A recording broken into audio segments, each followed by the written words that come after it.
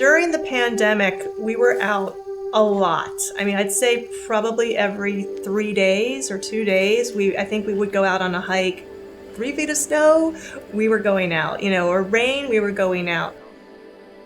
The Pine Barrens is still such a wild space because it's a landscape that doesn't lend itself to intense development. And I believe the New Jersey Devil surfaces every so often in the Pine Barrens.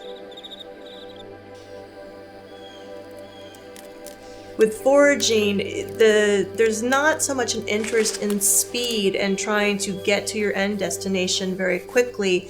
It's very much about being on the trail, but then actually kind of walking off the trail. Moving slowly and looking closely is so different than how most people experience the world around them on a daily basis.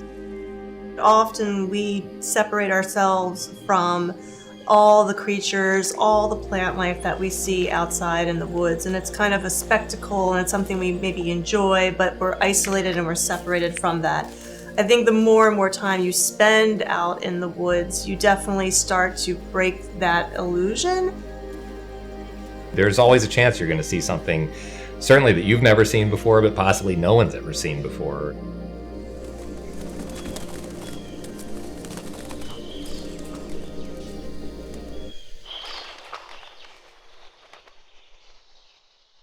When we first met, she was making films unlike anything I had really seen. We'd always had our individual practices, and actually it was a little bit challenging for a long time because we were often each other's competition. We had several attempts at collaboration before we actually kind of figured out how to pull it off.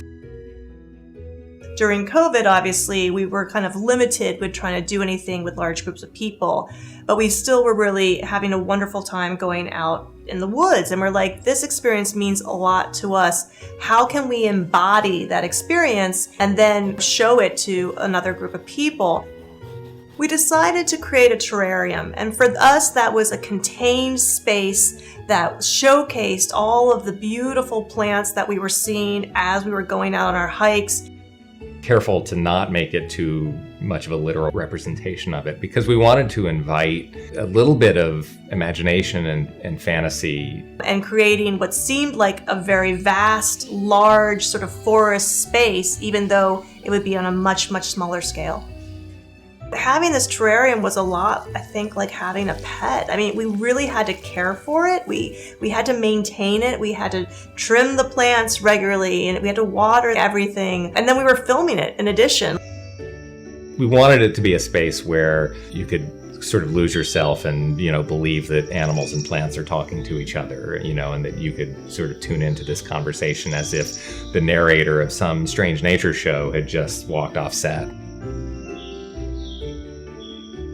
We were trying to imagine what happens in a forest after all the humans are gone from that forest. When we're not hiking through it, observing things, what's going on, like, are the animals getting together and having a dance party?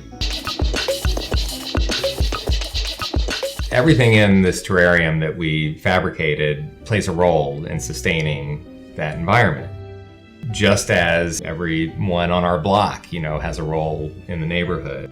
Collaborative survival is sort of one of the fundamental lessons, found in an ecosystem. If you can contribute something, you're part of that self-sustaining system, and there's room for oddballs.